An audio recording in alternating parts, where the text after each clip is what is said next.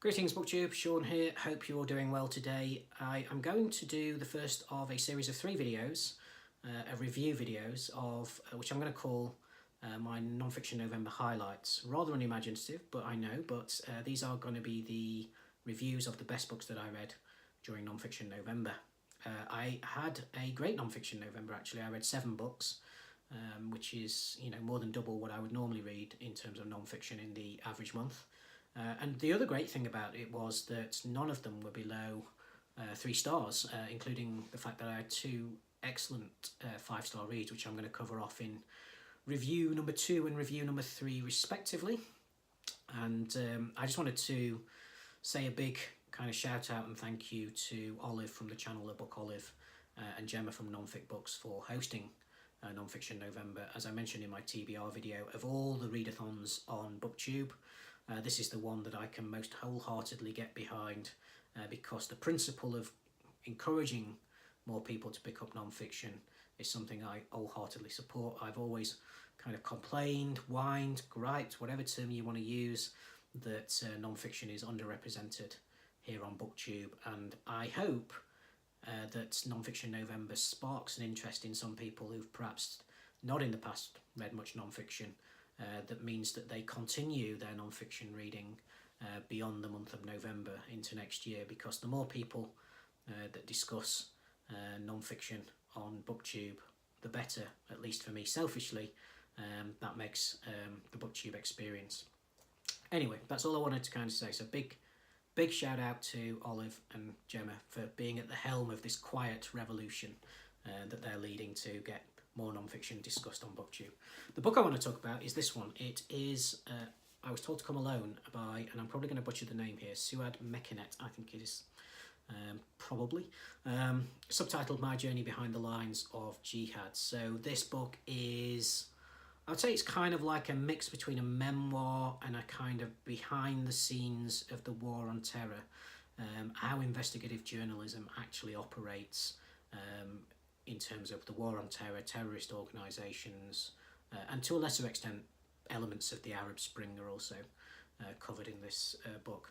So Mekhennet is a German citizen. She's a journalist. She's worked for publications like Der Spiegel, worked most of her life in Germany actually, but this book actually covers her work mainly for 2 American newspapers, the New York Times and the Washington Post, both as a kind of freelancer and a paid up journalist. And I think she still works for the Washington Post actually.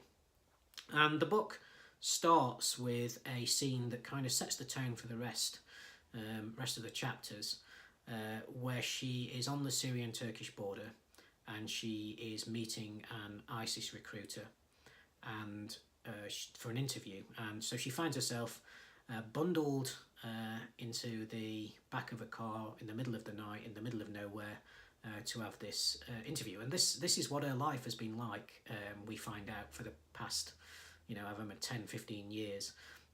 And it then kind of goes back in time to her childhood. And the reason she wants to talk about her childhood, I think, is to provide you with the context so that you can understand, firstly, why she wanted to become a journalist, and secondly, why the war on terror and striving to understand particularly these jihadist groups is important to her.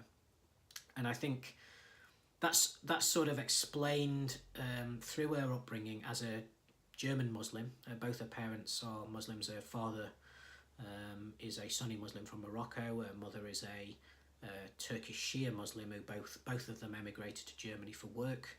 And although she's born in Germany, Mekhennet is soon shipped off to be raised by her grandmother in Morocco, only returning to Germany to take up her schooling some years later.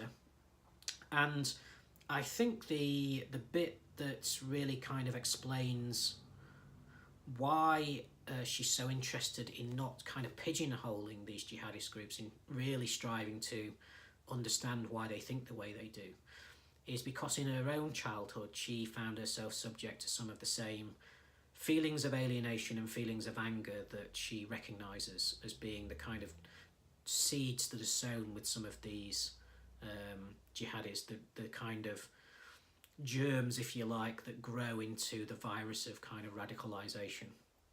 And this kind of covers things like firebombing of Turkish Muslim housing by right-wing groups, but also more subtle things like the way that her parents are treated by people that they work with, by the authorities, by landlords. So this all kind of fosters a feeling of anger in her and a difficulty in reconciling her Muslim identity with her German identity.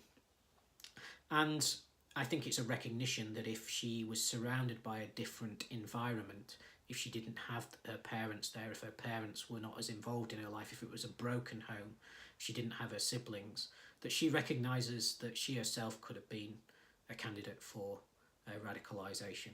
And that kind of informs her view of why she kind of wants to understand these jihadi groups. So then after the childhood chapters, you get kind of, each chapter is broken down into different kind of journalistic endeavours. So they are kind of sectioned up geographically. So you have a chapter on Iraq, for example, when she's covering the kind of sectarian fallout of the American invasion of Iraq. There are chapters on visits to Lebanon to talk to Islamists that are set up there in the Palestinian refugee camps. There are visits to Jordan, where she talks to some of the people connected to al-Zarqawi, who was the leader of al-Qaeda in Iraq before the Americans killed him in an airstrike in 2006, I think it was. So there's these various different chapters. There's also chapters where she's interviewing and talking to people who have been subject to extraordinary rendition. So in other words, they've been kidnapped in their own country, taken on a plane somewhere to some other country that they don't always know where they've been, and then are tortured for information. And she covers some of the people who've been subject to that and some of the legal challenges.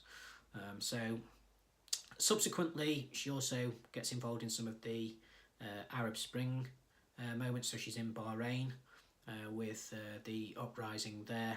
And one of the most terrifying chapters is when she is in Cairo during the uprisings to depose Hosni Mubarak, and she gets captured with a couple of colleagues and taken by Mubarak's secret police, taken to a kind of detention centre, and they are locked up in cells individually there, and they can hear people being escorted in and out, and they can hear people being tortured and screams. And it's just these horrifying moments. And that's one of the things that is most striking about this book, is the degree to which courage, or even foolhardiness, some may say, comes through. And she throws herself into these situations not knowing whether she's going to come back, but with a kind of mixture of tenacity, bullheadedness, stubbornness, and charm. She manages often to get interviews with these Islamists. She either wears them down or she charms them. In fact, the number of times that she is almost in a kind of flirting back and forth with some of these jihadists, the number of times that she's asked if she's married, and how some of these jihadists continue the conversation by text, a kind of flirty kind of text. And that's one of the most scary things about this book, is how it both humanises some of these jihadis. One of them names his newly born daughter Souad after the journalist, because he says, well, like you, she's always crying and complaining and making noise. So you get these kind of anecdotes that really humanise some of these jihadis, but that all the more makes it kind of more bone-chilling and frightening when they switch in conversation from casual flirting or conversation about family to these kind of positions where they're talking about how it's okay to kill innocent civilians, how Shia Muslims are kind of vermin, more or less.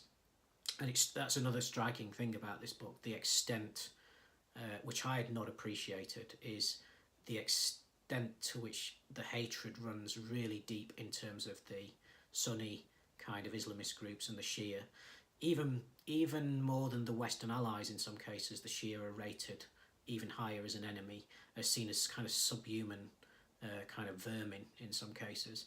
And although I had an appreciation of that there was a sectarian dimension, of course, to much of what happens much of what has happened in Iraq, what we're seeing now in Syria, what we're seeing now in Yemen, the level of kind of deep-seated hatred and vitriol that kind of pours out of some of the conversations that they're having with some of these Islamist terrorists is kind of frightening. Yeah, so it's really good. It's a really kind of, it has moments like the one in Cairo of real kind of tension. And although you know, spoiler alert, that she kind of makes it out because she writes the book, right? It's still gripping and you feel like you're there with her. And it gives you so much more admiration for her kind of courage in throwing herself into these situations. I think the only thing that was kind of missing from me is a kind of exploration, which is only kind of touched upon in a few brief moments, of how this impacts her, how doing this job impacts her kind of personally. She talks about in the book how she would like to kind of settle down at some stage and have children. But there's very little about that personal kind of impact on her, which it must have, being in these stressful situations all the time, not knowing whether you're going to make it back. The other thing that really struck me about this book, and perhaps one of the most frightening things about the book, is Mekhennet is not, you know, she will challenge these Islamists, she will challenge their views. So when they say, you know, it's okay to kill innocent civilians because we're at war, this is what the Americans do, this is the drone strikes. It feels like when she's challenging them that the kind of standard Western arguments are insufficient and feeble. So she's forced to kind of throw out these kind of bland statements like, not all Americans think like that, and so on. And against the kind of armour plating of their beliefs, they're steeped in this propaganda. And often they have direct experience of fighting American soldiers or Shia militia. They know what some of the Shia militia have done. They've seen what drone strikes do. It just feels that there is no kind of... There's nothing in our armoury in terms of persuading these individuals against the path that they're taking. And that is kind of frightening in some ways, because it's what other options does that give you with these individuals who think in terms of generational wars? You know, they're not fighting just for now, they want to continue this struggle. And so that's kind of like, it leaves you a kind of feeling of dismay in some ways. But a very kind of strong book, really, really gripping in parts, and one that's been written by a woman of some rare courage, I think. And if you're interested in journalism, investigative journalism, how that operates, and or kind of the war on terror and the Arab Spring, there's a lot of insight in here that I think you would appreciate, and I highly recommend you picking the book up. So that was it for the first of my Nonfiction November highlights. Hope you've enjoyed it. If you've read the book, please let me know what you thought about it in the comments. Other than that, let me know what you got up to in Nonfiction November, whether you enjoyed it, what you read, whether there was any highlights. I'm always looking for new non-fiction. And I will see you in the next review video, which I'm hoping to get up hopefully in the next few days, but if not, the latest next weekend. Okay, cheers guys, bye for now.